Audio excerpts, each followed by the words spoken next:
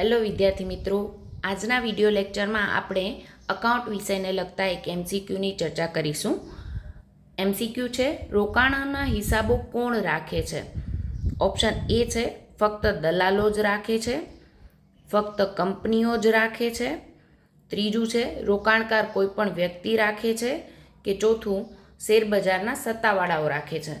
તો આપણો જવાબ છે રોકાણોના હિસાબો રોકાણકાર કોઈ પણ વ્યક્તિ જેને ક્યાં પણ રોકાણ કર્યું છે કોઈ પણ જામીનગીરીમાં એ વ્યક્તિ રાખે છે.